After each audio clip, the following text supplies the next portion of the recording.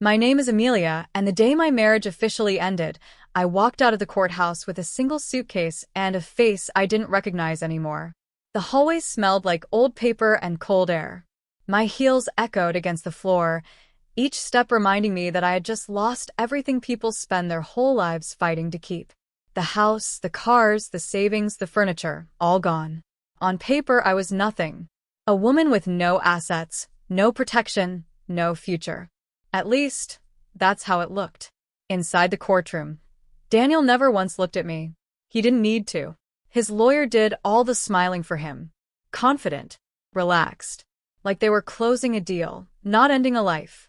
When the judge read the final decision, I felt something strange in my chest, not pain, not anger, but calm. The kind of calm that comes when you finally stop pretending. When it was over, Daniel stood up, adjusted his suit, and leaned close enough for only me to hear. "Be grateful," he whispered, his breath warm and heavy with arrogance. I could have taken more. I nodded. I even smiled. And that smile was the most honest thing I'd done in years. Because what Daniel didn't know, what no one in that room knew, was that I had already decided to lose. I had chosen to let him take everything. The house he loved. The accounts he controlled. The company he believed was his empire. He thought he had stripped me bare. But the truth was, I had given him exactly what I wanted him to have. Wait. Responsibility. A house full of memories he couldn't escape.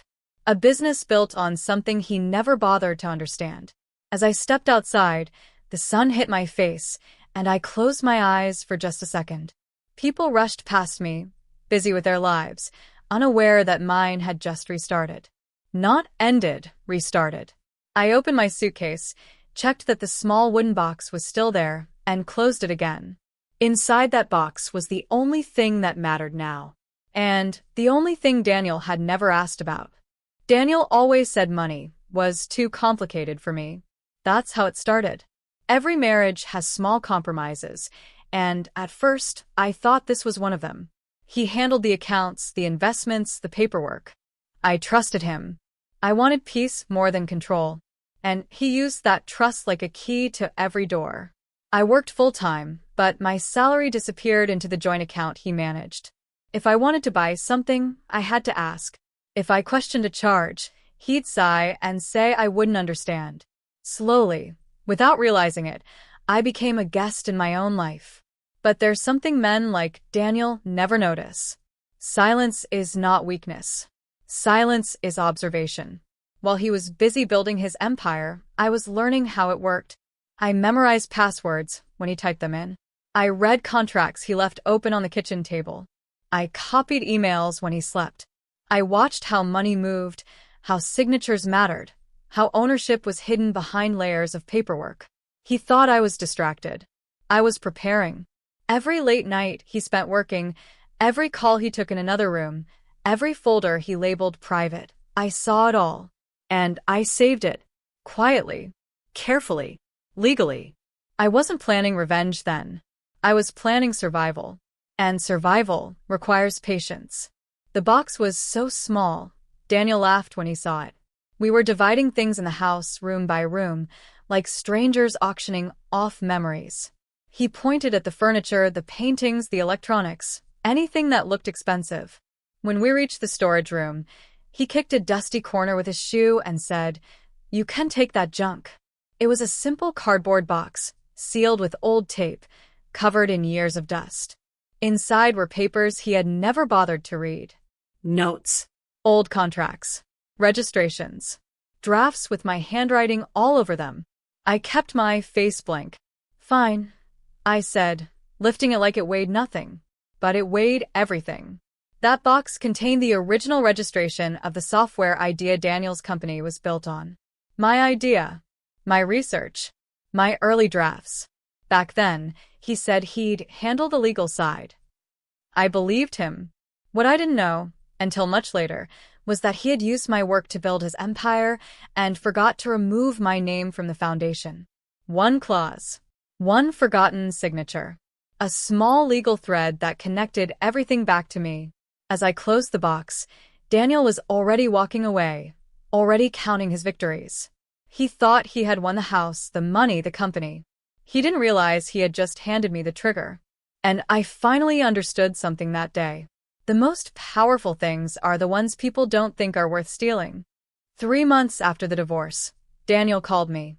He hadn't called once before that. Not to ask how I was. Not to argue. Not even to gloat.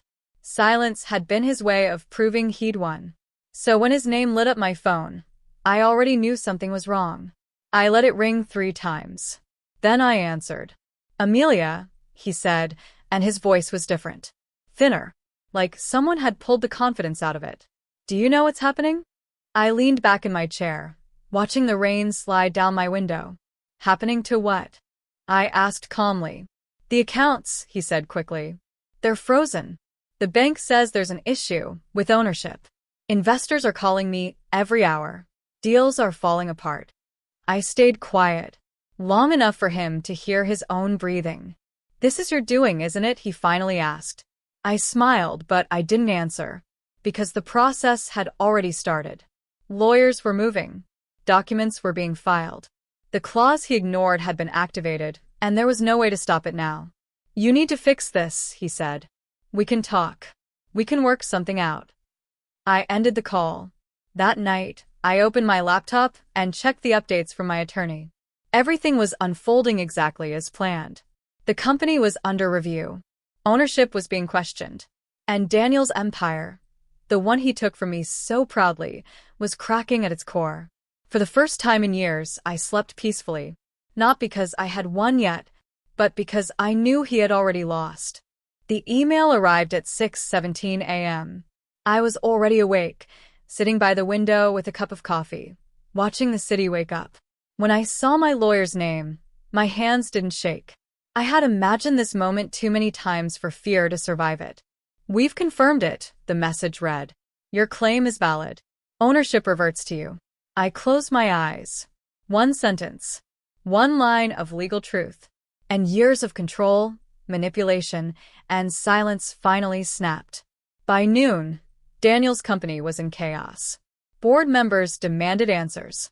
Investors pulled out. Contracts were put on hold. The foundation of his empire, the very thing he'd used to crush me in court, now belonged to the woman he thought was powerless. He tried calling again, then texting, then emailing. I didn't reply, because there was nothing left to say. Everything he owned had been built on something he stole and forgot to secure. And now, legally, publicly, undeniably, it was mine. That afternoon, I packed my apartment.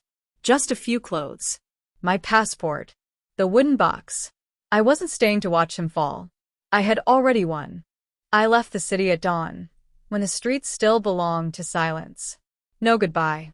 No announcement. Just a ticket, a suitcase, and a life that finally felt like it belonged to me. The plane lifted off, and for the first time in years, I wasn't looking back. Below me was the city where I learned how to disappear and how to become dangerous in the quietest way possible. I moved overseas under my maiden name. No history. No shadow. Just possibility. While Daniel was fighting lawyers, board members, and headlines, I was learning a new language, drinking coffee in small cafes, and building something that didn't need to hurt anyone to exist. The company restructured. The media called it a mysterious collapse. My name was never mentioned. That was intentional. Power doesn't need an audience. Months passed, then a year. I watched from a distance as Daniel sold the house, the cars, the lifestyle, everything he had taken from me and more. And yet he never found me. Because I wasn't running anymore. I was free. 2 years later, a message found me anyway. It wasn't from Daniel. It was from someone who used to work for him. "Just thought you should know," the message said. "He's asking about you." "He thinks you planned this from the start." I laughed. Not because it was funny, but because it was true. That same week, I received an official letter. Daniel was trying to challenge the ownership transfer. One last attempt. One last grab for control. But he was too late. The documents were sealed. The deadlines passed. The law was final. And this time I didn't stay silent. I sent one email. Just one. "You took everything," I wrote. And that's exactly why you lost. I never got a reply, because there was nothing left for him to fight. I opened the office door myself on the first day. No assistants. No board members waiting. No men in suits pretending to listen. Just me. A clean desk, sunlight through the windows, and a name on the door that was mine alone. I didn't rebuild Daniel's company. I built something better. Smaller. Smarter. Ethical. A place where silence wasn't punishment and control wasn't power. The kind of business I once wished I worked for, back when I still believed asking permission was normal. Sometimes, late at night, I thought about the woman I used to be. The one who walked out of the courthouse with a suitcase and a smile no one understood. I wanted to tell her something. You survived. You learned. You won. Not because he lost, but because you remembered who you were. The truth didn't come from a headline. It came in a small envelope, forwarded from my lawyer, with Daniel's handwriting on the front. I recognized it instantly. The same sharp, impatient strokes he used when he wanted something fast. Inside was a single page. No threats. No demands. Just a confession. He wrote that he never thought I'd leave. That he believed I'd always be there. Quiet. Waiting. Forgiving. He admitted he took everything not because he needed it, but because he was afraid I would. Afraid of my mind. Afraid of my patience. Afraid of the woman I became when I stopped explaining myself. At the bottom, one line was underlined. I see you now. I folded the letter and placed it in the wooden box, the same one that started everything. Some stories end with revenge. Mine ended with release. I stood on the balcony as the sun disappeared into the ocean, the sky burning gold and blue, colors I used to think only existed in movies. My phone buzzed once, then went silent forever. I didn't need proof anymore. I didn't need apologies. I didn't need to win again. I had already taken back the one thing he could never steal. My life. If you're listening to this story and you feel small, if someone made you believe you were replaceable, invisible, powerless, remember this. Silence is not the end. It's the beginning of your strategy. I'm Amelia. And this is how I walked away with everything.